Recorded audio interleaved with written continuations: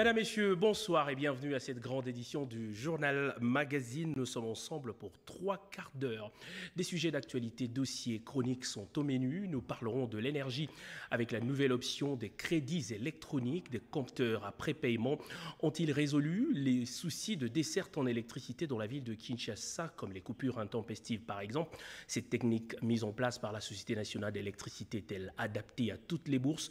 Ceux qui l'utilisent déjà ont été approchés par nos enquêteurs. Vous suivrez leur dossier dans ce journal. Vacances judiciaires, le terme est connu, mais sa compréhension est réservée aux initiés. Nos chroniqueurs se sont fait le devoir de vous expliquer ce qu'il en est et tout ce qui l'entoure. Tous ces dossiers sont à suivre dans la deuxième partie de ce journal, la première étant consacrée à l'actualité.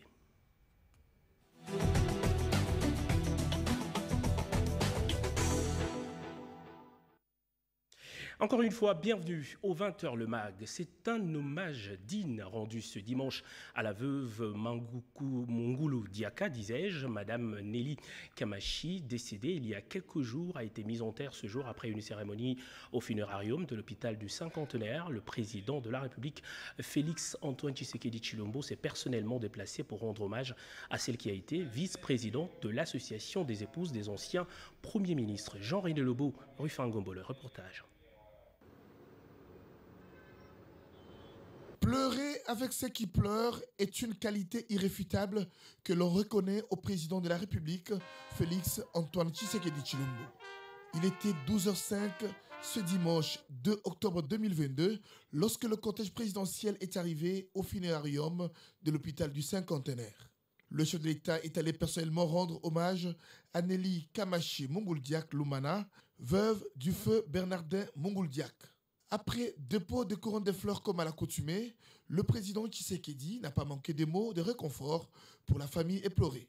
Madame Nelly Kamachi Monguldiak Lumana était née à Kikwit le 5 octobre 1946. Elle fut femme d'affaires et grande importatrice de wax hollandais. Mariée au feu Bernardin Monguldiak, ancien Premier ministre, ministre d'État et ancien gouverneur de la ville de Kinshasa, elle a exercé plusieurs activités politiques et sociales, notamment autorité morale du parti politique le Rassemblement démocratique pour la République. Elle est également présidente de la Fondation Monguldiak et messagère mondiale de la paix.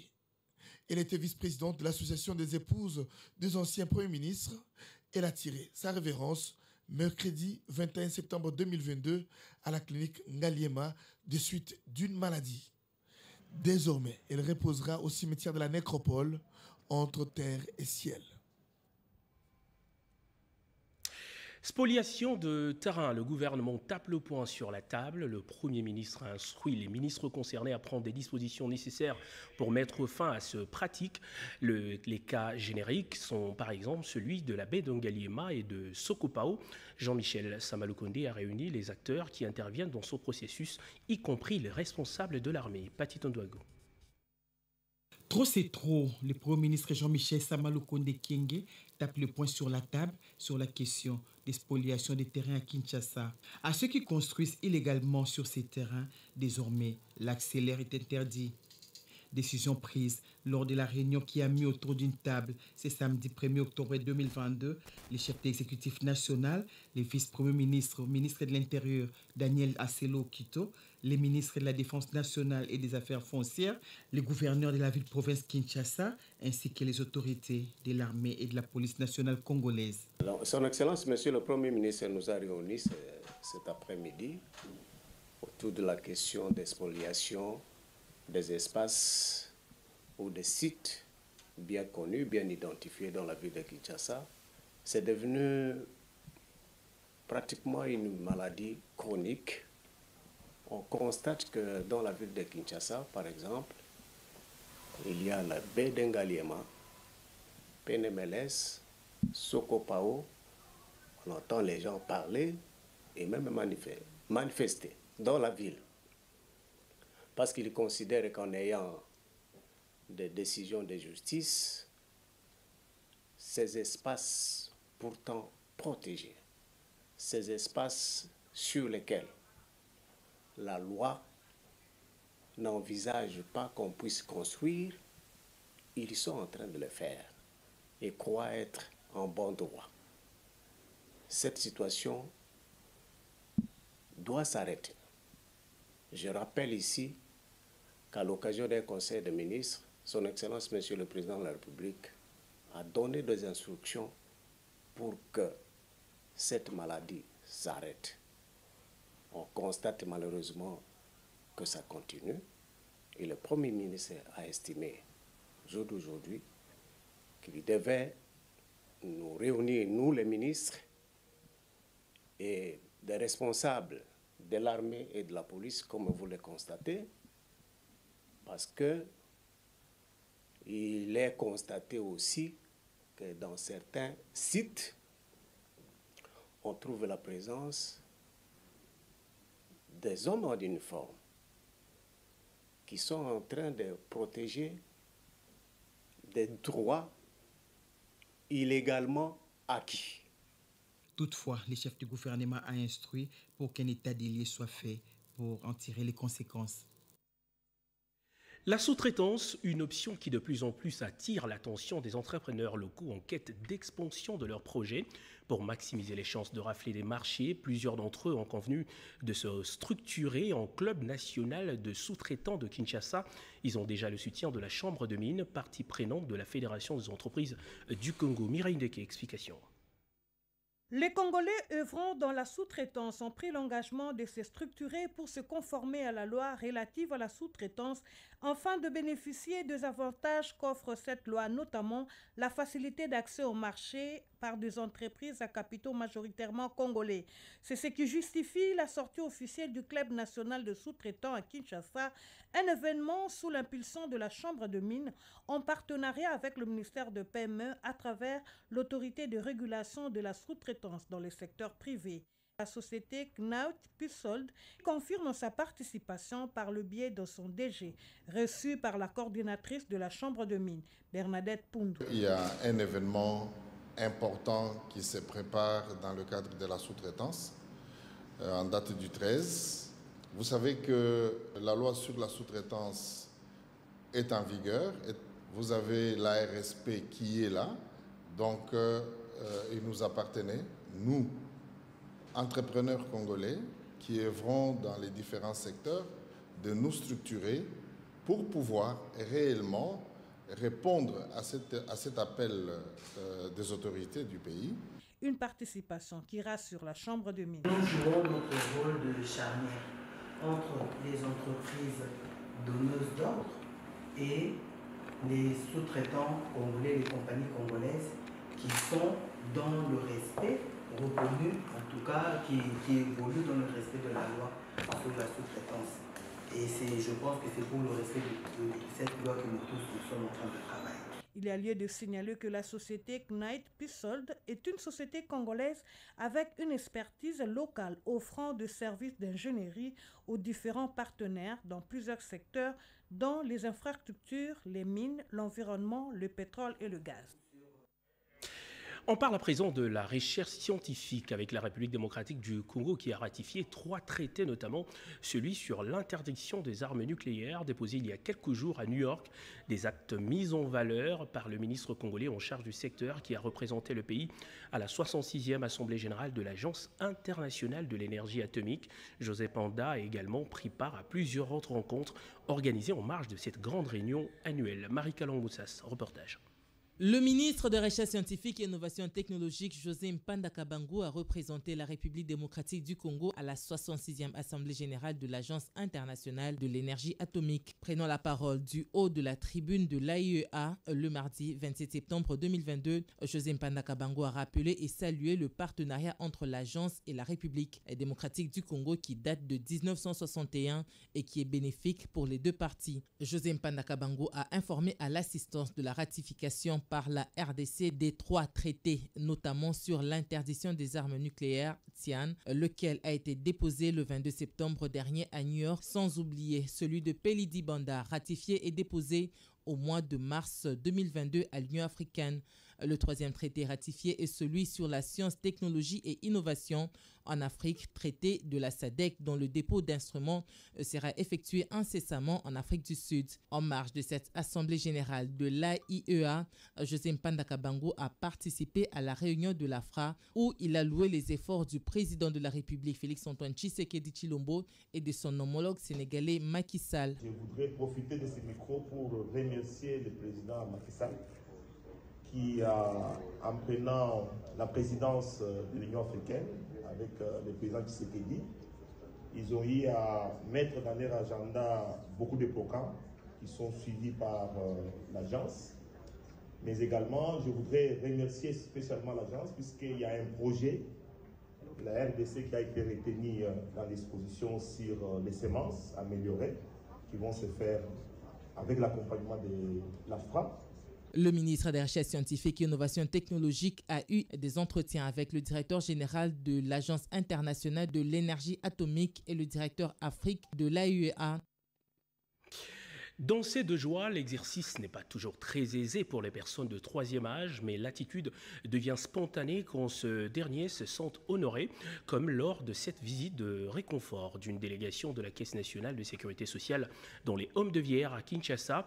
Une assistance leur a été remise, c'était à l'occasion de la journée internationale dédiée aux personnes de troisième âge. Suivez ce reportage de Joseph Oscar Mbalkaïj. Elles ont donné les meilleures d'elles-mêmes. Ces personnes de troisième âge méritent respect et considération. À l'étape du Homme de Veillard de Cabinda, dans la commune de Lingwala, le directeur général intérimaire de la Caisse nationale de sécurité sociale, CNSS, le docteur Jean-Simon Foutikiakou, accompagné d'une forte délégation de son staff, a célébré la journée internationale dédiée aux personnes de troisième âge en leur apportant un important lot de vivres et non-vivres, notamment des sacs de riz, des sucres, sel, des bidons d'huile de table, de cartons de lait, des tomates, des cartons de savon, des matelas, des pagnes. La liste n'est pas exhaustive. Une façon pour lui de communier avec ceux qui ont contribué efficacement à l'essor économique de la RDC. Explosion de joie des bénéficiaires qui n'ont pas hésité d'exhiber quelques pas de danse et prononcer des paroles de bénédiction à celui qui les a honorés. Merci, que Dieu vous augmente le nombre des jours. Que Dieu bénisse Papa Jean-Simon Foutikiakou pour le geste. Deuxième étape de cette randonnée, l'hospice des Veillards de la paroisse Saint-Pierre dans la commune de Kinshasa. Le directeur général intérimaire de la CNSS, le docteur Jean-Simon Foutikiakou, a également posé les mêmes gestes à ceux qu'il considère comme père, mère, grand-père et grand-mère. Des vivres et non-vivres y ont été également déchargés et distribués. La responsable du homme, la sœur Yvette, témoigne toute sa gratitude. Ce geste-là va tout droit au cœur, comme chaque fois il pense. Comme aujourd'hui c'est la journée des vieillards, c'est bien tombé pour qu'ils viennent chez nous. Cette assistance sociale de la Caisse nationale de sécurité sociale rentre dans les cadres de ses attributions telles que prévues par la nouvelle loi du régime général de sécurité sociale au chapitre 8, article 123, alinéa 3.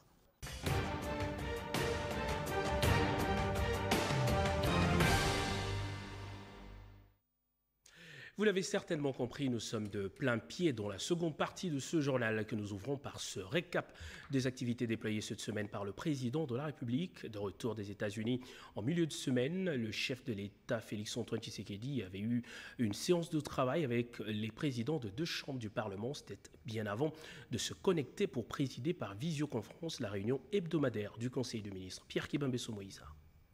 Le président de la République, Félix-Antoine Tshisekedi Tshilombo, a regagné Kinshasa le mercredi soir au terme d'une mission à New York, où il a représenté la République démocratique du Congo à la 77e session ordinaire de l'Assemblée générale des Nations unies. Une session au cours de laquelle le chef de l'État a stigmatisé l'agression du Rwanda dans la partie est du territoire national par l'entremise du mouvement terroriste le M23. C'est une évidence documentée par les experts de l'ONU, le mécanisme conjoint des vérifications élargies de la CIRGL et des organisations non gouvernementales, humanitaires et des droits de l'homme, tout en appelant les Nations Unies L'Union africaine et les communautés régionales africaines a contribué à la construction d'une paix durable, à la création des conditions nécessaires à une coopération fructueuse dans la région du Grand Lac. Le président de la République a réaffirmé la détermination du peuple congolais et de ses dirigeants de défendre toujours l'intégrité territoriale, l'indépendance et la souveraineté de la RDC. À Kinshasa, à la Cité de l'Union africaine, le président de la République Félix Antoine Tshisekedi Tshilombo a eu des entretiens avec les présidents du Sénat Modeste Bahati Lukwebo et de l'Assemblée nationale Christophe Mbosso. Au cœur de leurs échanges, les questions sécuritaires préoccupantes dans l'est du pays et dans les Maïndombe et la session budgétaire avec une spécificité sur l'année électorale 2023 et sur les sociales. Des questions touchant à la vie des Congolais, à la situation de la compagnie d'aviation Congo Airways, à l'agriculture et à l'environnement ont été aussi évoquées au cours de l'entrevue du garant du bon fonctionnement des institutions avec les présidents de deux chambres du Parlement. Toujours à la Cité de l'Union africaine, par visioconférence à partir de son cabinet de travail, le chef de l'État, Félix-Antoine Tshisekedi Tshilombo, a présidé la 71e session ordinaire du Conseil des ministres.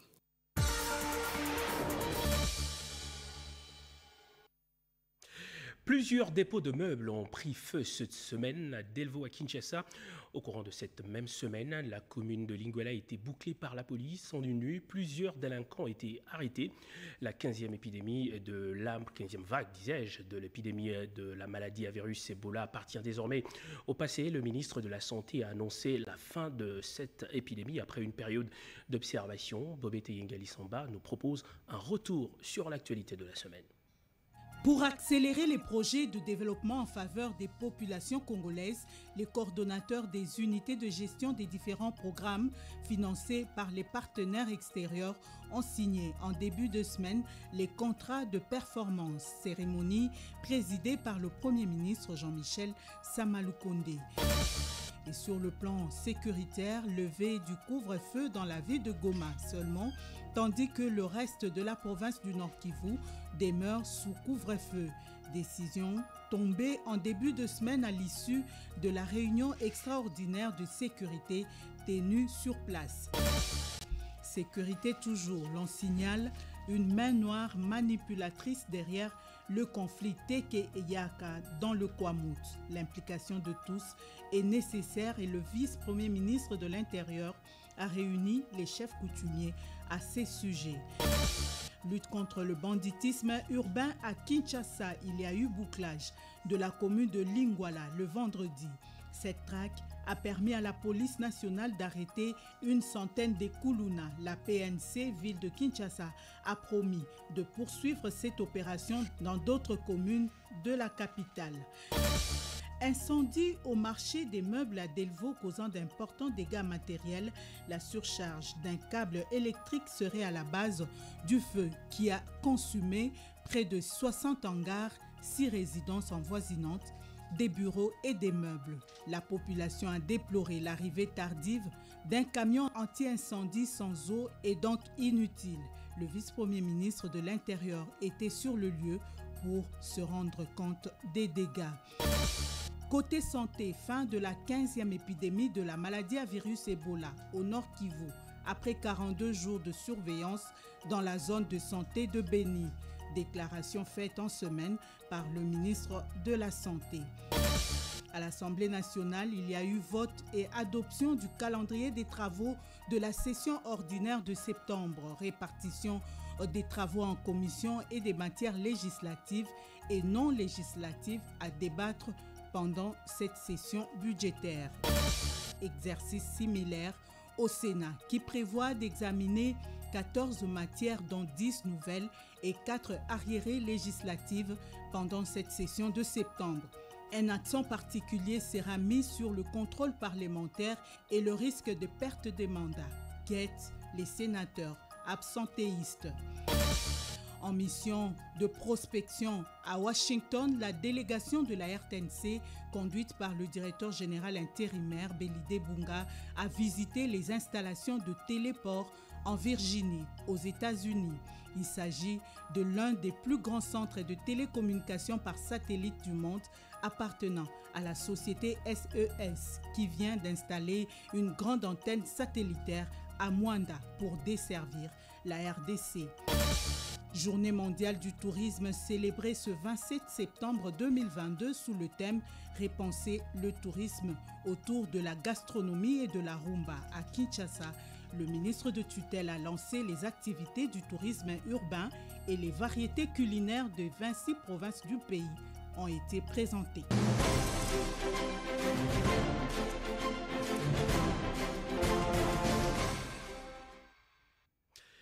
Il est possible depuis quelque temps à Kinshasa de gérer sa consommation d'électricité avec des crédits un peu comme avec le téléphone. Plusieurs ménages de la capitale utilisent déjà ce système mis en place par la Société nationale d'électricité et qui a résolu quelques problèmes comme par exemple celui lié au contentieux autour des surfacturations. Un problème de résolu, mais d'autres soucis persistent selon les abonnés comme par exemple les coupures intempestives. Nos enquêteurs ont approché les consommateurs comme la SNEL qui explique autrement le problème. Voici le dossier signé Chantal Okoloba et Anastasie Dombou. Après l'instauration du système des compteurs après paiement par la SNEL à Kinshasa, beaucoup avaient vu la fin du calvaire de coupure. Et pourtant, ce système semble montrer ses limites. Dans plusieurs quartiers, les abonnés se plaignaient de plusieurs difficultés dues à l'utilisation des compteurs après paiement, notamment des coupures intempestives du courant électrique et la surfacturation. C'était vraiment bénéfique malgré qu'il y a eu une majoration des prix, il y a bien une augmentation des prix par rapport à les services. On ne savait plus utiliser comme à l'ancien modèle. Mais ce qui est déplorable seulement que non, l'entreprise qui avait pris en charge la distribution d'énergie, c'est fait que non, cette entreprise a perdu son patron, je ne sais pas comment. C'est l'entreprise, vu qu'il était commercial, s'est donné de peine de nous servir 24 heures sur 24. Le vrai problème qui détruit l'énergie, c'est le système monopole. La SNEL ne devait plus être distributeur d'énergie dans notre pays. Il faudrait qu'on puisse libéraliser. Avoir le courant de la carte prépayée, il faut avoir beaucoup d'argent, il faut être riche. Comme un ministre, un DG, j'ai commencé avec la carte de $20. Ça n'a même pas fait 2 semaines. Je suis allé réclamer à la SNEL. Il y avait un autre souci. L'autre souci, c'est quoi? Tu ne peux jamais utiliser le fer à repasser pendant des heures. Tu ne peux jamais préparer avec les réchauds. Tu ne peux jamais utiliser les climatiseurs. Or, les appartements à Gombe, il fait tellement chaud. Donc, quand vous n'allumez pas des climatiseurs, donc vous ne saurez pas dormir avec les enfants la nuit. Donc, s'il faut bien utiliser cela, il faut avoir seulement $50, $100. Le courant ici de la carte prépayée, c'est un courant pour les riches. Pour moi, c'est le courant simple de la SNEL que nous utilisons. C'est bien pour notre population. Au début, cela semblait marcher. La population avait le courant tous les jours et chacun gérait ses crédits énergétiques selon ses besoins. Le constat est que ceux qui sont encore en mode forfaitaire ont du courant en permanence, tandis que ceux qui ont des compteurs subissent des coupures à tout moment. La SNEL reconnaît qu'il y a un problème de distribution de l'énergie et cela est dû à la vastuité des centrales hydroélectriques et l'accroissement des agglomérations. Ce compteur, lorsqu'on le place chez un client, il existe ce que nous appelons chez nous, c'est vraiment pas un contrat, c'est une police d'abonnement. La police d'abonnement reprend le droit et le devoir du client. L'impact positif, lorsque le client a ses compteurs chez lui à la maison, il devient responsable de la gestion de sa consommation. Et le compteur nous permet, nous SNEL, d'éviter le gaspillage. Donc l'impact de ce compteur, c'est que ça nous évite le gaspillage et ça permet une gestion rationnelle de l'électricité. Chaque fois que vous modifiez vos récepteurs, vous modifiez votre parcelle, vous morcelez, revenez à SNEL, posez les problèmes de manière à ce qu'on puisse redimensionner vos équipements et vous permettre de continuer à bénéficier de votre énergie électrique. Nous demandons à la clientèle de faire confiance à la SNEL. La SNEL, au jour d'aujourd'hui, c'est l'unique instrument entre les mains de la politique ou du pouvoir pour matérialiser la vision que le chef de l'État nous a amenée. C'est de développer le sens du civisme. Le civisme, ici, pris dans le cadre du respect de biens publics.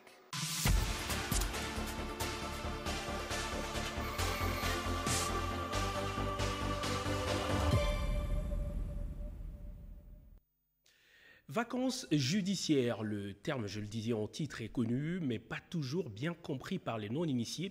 Certains se posent la question de savoir si cela signifie que les cours et tribunaux seront fermés. Qu'est-ce qui se passe pendant cette période? Comment entreprendre une démarche judiciaire au moment de vacances judiciaires? Cette chronique de Lucie Lavici-Senda nous donne plus d'éléments. Ils s'acheminent vers la fin de leurs vacances judiciaires. Les animateurs des cours et tribunaux ont eu une période où les audiences ont été au ralenti. Dès août à octobre, selon la juridiction, le corps judiciaire devait se ressourcer après une année d'exercice. Si les uns ont profité pour prendre contact avec d'autres magistrats à travers le monde, par contre, les autres se sont plutôt contentés de leurs quatre murs ou à traiter des dossiers urgents, tels que prévus dans la loi portant organisation et compétences judiciaires. En RDC, est-il vraiment nécessaire de parler de vacances judiciaires? Rien n'est besoin de rappeler les forfaits commis au quotidien par des criminels qui dérangent la quiétude des paisibles citoyens congolais. Faut-il alors attendre la rentrée judiciaire au mois d'octobre pour la reprise des audiences par exemple? Non, tout a été déjà prévu. Une brèche reste cependant ouverte. Les audiences strictement nécessaires pour le jugement des causes déclarées urgentes par les présidents de cours et tribunaux ou pour prononcer des arrêts et jugements. De l'autre côté, l'instruction et le jugement des affaires répressives et des affaires du travail ne peuvent ni être empêchés, ni être retardés ou interrompus. Les cours et tribunaux prennent des vacances qui sont mises à profit pour des congés de reconstitution de leurs magistrats et leur personnel. Pendant les vacances judiciaires, les cours et tribunaux ne sont pas en situation de maintenir le rythme habituel des audiences à raison de l'indisponibilité des collaborateurs et auxiliaires de justice. Cette expression « vacances judiciaires » est souvent employée pour évoquer également la faible activité des cours et tribunaux. Une action en justice peut être initiée, mais si l'affaire n'est pas urgente, la première audience aura très probablement lieu au mois d'octobre, mois consacré à la rentrée judiciaire. Les vacances judiciaires ont aussi un impact sur certains délais en droit judiciaire privé. Le délai pour rendre un jugement est prolongé. Au civil, normalement, le juge doit rendre son jugement un mois après que le dossier ait été plaidé. Le délai d'appel est également prolongé. Des principes, lorsqu'un huissier vient vous signifier un jugement, cette signification fait courir le délai d'appel d'un mois. Après ce mois, le jugement est définitif. Vous ne pouvez plus le contester. L'organisation spécifique de cette période fait-elle peser sur les avocats en leur qualité d'auxiliaires de justice des contraintes particulières? Les avocats subissent eux aussi des permanences durant les semaines et les week-ends des services allégés et ils doivent assister leurs clients lors des audiences fixées pendant les vacances judiciaires. Vous avez une affaire urgente à traiter pendant cette période? Rassurez-vous, la permanence de ce service public est assurée. Aussi, votre avocat reste à votre disposition.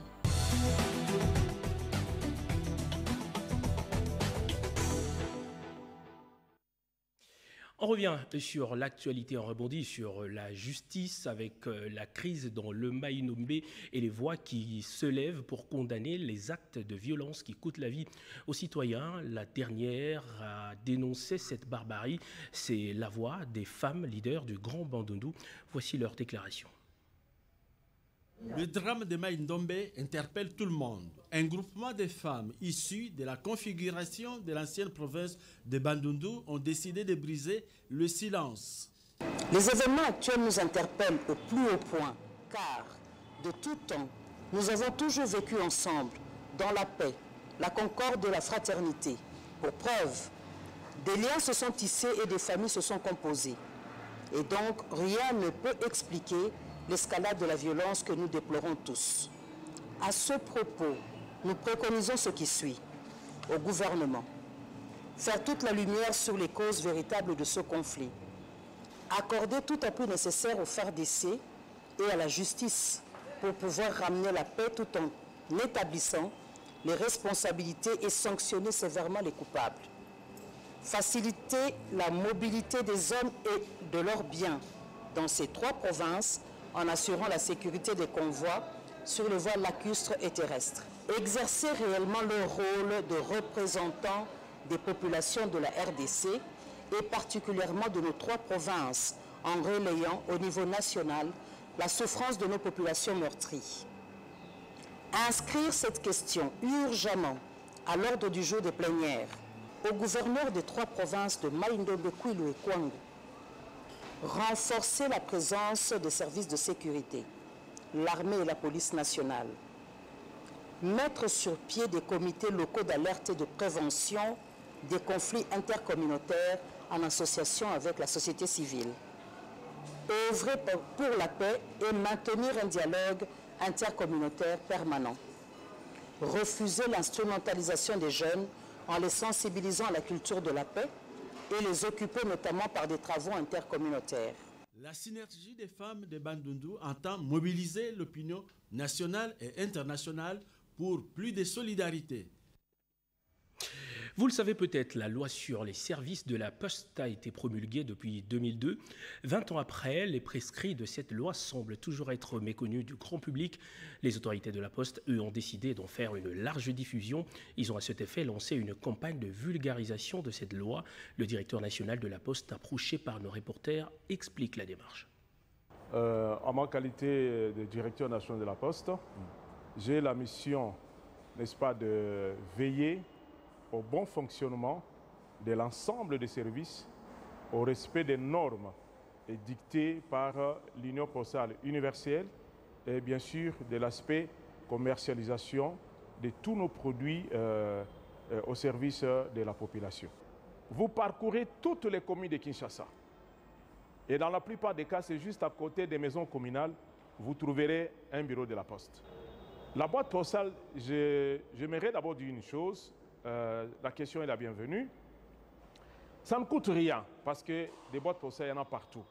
Et là également, au regard de la loi, dans les modes de distribution de courrier, la Poste a également la boîte postale.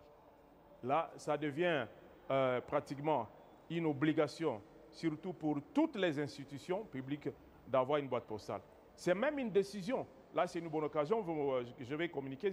Lors de la session, de la réunion plutôt extraordinaire du gouvernement, le 14 novembre, si j'ai bonne mémoire, de 2014, il était décidé que toutes les institutions publiques doivent faire acheminer leur courrier par la Poste. Et je l'ai dit tout à l'heure, lorsqu'on veut lancer une réclamation, nous sommes dans le système qu'on appelle ipes.post sur Internet pour chercher, localiser un envoi quelconque.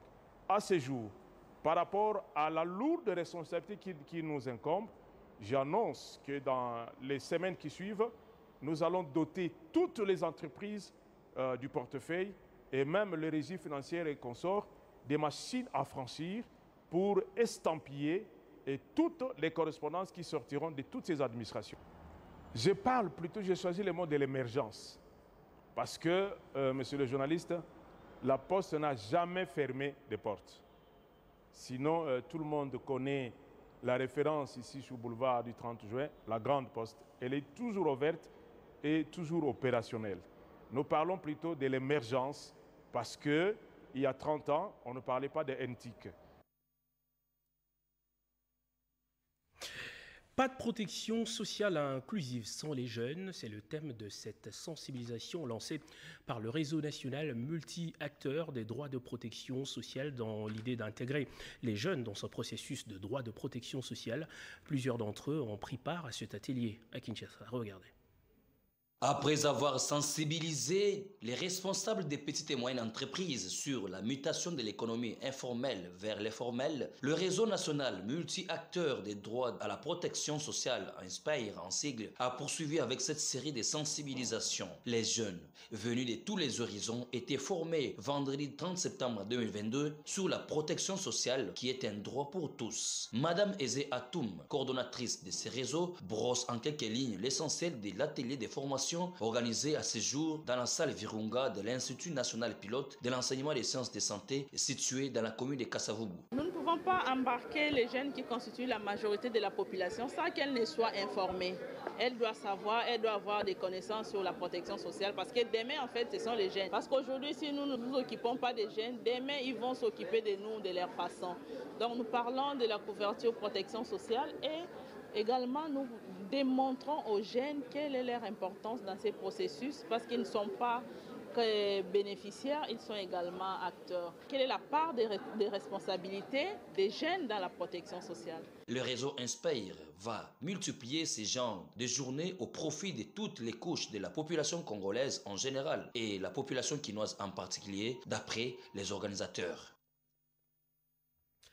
Nous prenons à présent le dernier virage de ce journal magazine La Grande Édition avec la politique. Augustin Kabouya était en meeting dans la commune urbano-rurale de Maluku. Le secrétaire général de l'Union pour la démocratie et le progrès social, UDPS, a dénoncé les manœuvres politiques de certains acteurs pour esquiver la tenue des élections. Je propose de suivre ce reportage. La commune de Maluku était en ébullition le samedi 1er octobre pour recevoir le secrétaire général de l'UDPS, Augustin Kabouya, venu participer au meeting organisé par l'interfédéral de son parti du Grand Équateur et de la Grande Orientale.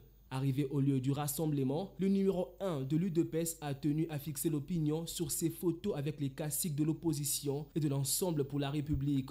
Pour lui, cette rencontre n'était pas une négociation politique sur les élections.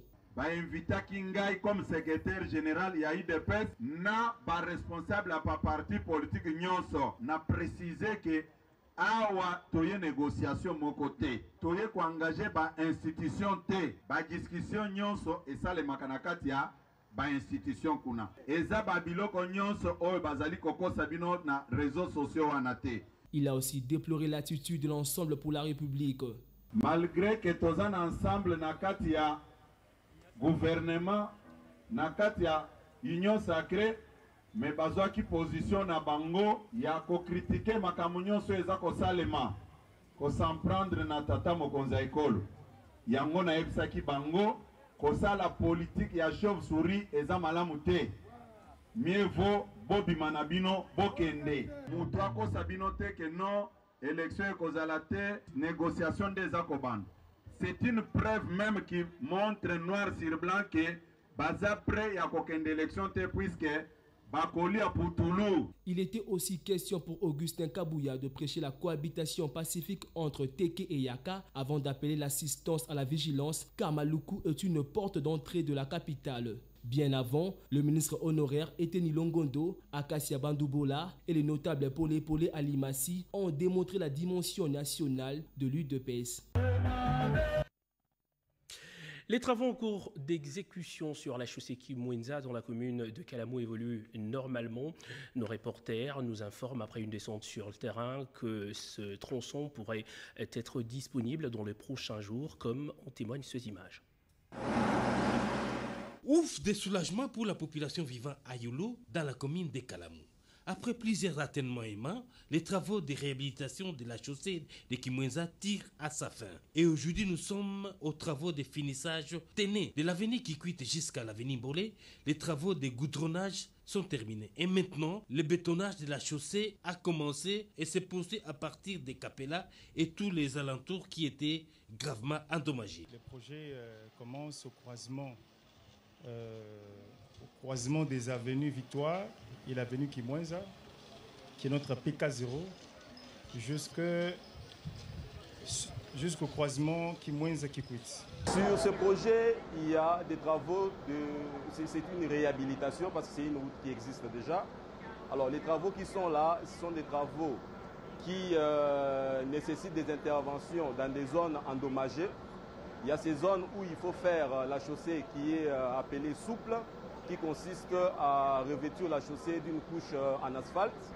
Et il y a des zones où il y a une construction rigide, donc une chaussée rigide, où il faut bétonner. Rappelons que JMC est une entreprise de construction des droits congolais qui a fait ses preuves sur plusieurs sites à travers le pays. Avec l'acquisition du nouveau matériel de bétonnage, Pempanef, l'entreprise sera capable de faire face à n'importe quel défi de travaux publics dans notre pays, tel que ça s'est présenté à Capella. Le premier lundi du mois d'octobre est consacré à l'architecture et à l'habitat. Il faut repenser le modèle de ville, manager les territoires pour propulser, préconiser le développement équilibré, pense Pierre-Claudien Moulimilois. Il est team leader infrastructure, habitat et antique au sein du cadre de concertation nationale de la société civile. Je vous propose de l'écouter. Dans cette logique de double célébration, nous regardons d'un côté au niveau de l'architecture, en pensant réellement aux architectes afin que nous puissions améliorer les conditions donc, de vie à travers nos bâtiments ainsi qu'au niveau de la ville.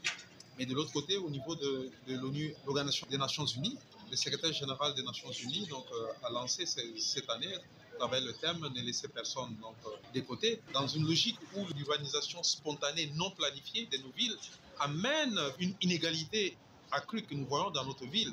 Nous, au niveau de la société civile, nous avons dit qu'un effort à rompre ou à résorber ces inégalités, c'est de nous efforcer dans un milieu réel pour réfléchir avec nos concitoyens, avec les Congolais, pour voir comment nous pouvons relever les défis et résorber cette inégalité. Donc nous allons réfléchir dans un cadre réel dans la commune de Kisenso, Kitomesa, qui est une commune effectivement périurbaine, mais qui connaît réellement des défis, où cette inégalité est croissante. Il y a des réflexions par rapport à l'urbanisation, par rapport à la lutte anti-érosive, par rapport au développement et par rapport à l'accès réellement à la profession d'architecte. Madame, nous vivons dans cette ville où de plus en plus, nous voyons que nous, les architectes congolais, les ingénieurs congolais, nous sommes mis de côté.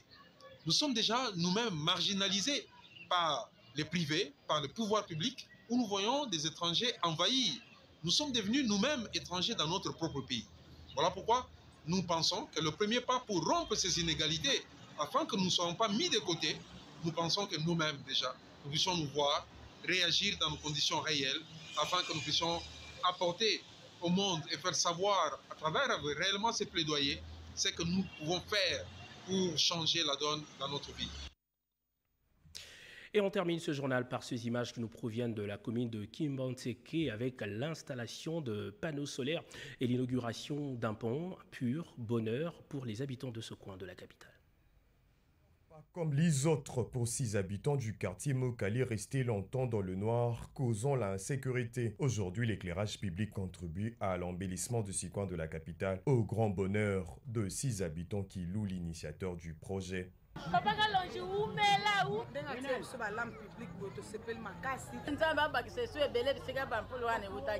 Un dimanche qui restera dans les annales de Mokali dans la commune de Kimbantseke, un pont jeté dans cette rivière permettant de relier le coin. Et voilà, enfin, un enfant digne de ce pays, l'honorable Kalonji, qui a juste fait ce qu'il devait faire, c'est-à-dire apporter sa pierre à l'édifice. Initiative de celui qui est devenu l'incarnation de la vision du président Félix Tshisekedi par ses actions et réalisations. C'est pour dire qu'on avait une détermination, celle de donner sourire à cette population qui souffrait. Notre rêve est devenu réalité. On ne peut que remercier les bons dieux. Ces habitants nostalgiques.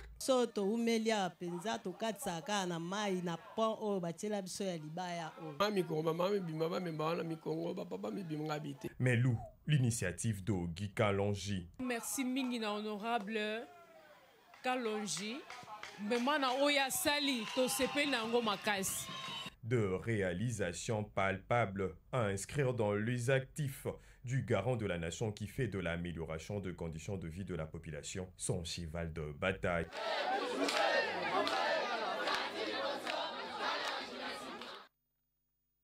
Ordonnance présidentielle avant de nous quitter définitivement, ordonnance portant prorogation de l'état de siège sur une partie du territoire de la République démocratique du Congo. Le président de la République, vu la nécessité et l'urgence, le Conseil de ministres entendu, ordonne l'article 1er est prorogé pour une période de 15 jours, prenant cours les 2 octobre 2022, l'ordonnance numéro 21/015 du 3 mai 2021, telle que complétée à ce jour portant proclamation de l'état de siège sur une partie du territoire de la République démocratique du Congo. Article 2, sont abrogées toutes les dispositions antérieures contraires à la présente ordonnance. Article 3, le Premier ministre, le vice-premier ministre, le ministre de l'Intérieur, Sécurité, Décentralisation et Affaires coutumières, le ministre d'État, ministre de la Justice et Garde des Sceaux, ainsi que le ministre de la Défense nationale et des anciens combattants sont chargés, chacun en ce qui le concerne, de l'exécution de la présente ordonnance qui sort ses effets à la date de sa signature, faite à Kinshasa le 1er octobre 2022. Félix Antoine Tshisekedi Tshilombo, Jean-Michel Sama Lukonde Kyenge, Premier ministre, pour copie certifiée conforme à l'original le 1er octobre 2022. Le cabinet du président de la République, Guilain Nyembo Bouiza, directeur de cabinet. Ce journal est complètement terminé. Merci à vous de l'avoir suivi avec autant d'attention. L'actualité revient à 23h avec Peggy Mukunda. Moi, je retrouve le dimanche prochain avec le même plaisir. Bonsoir.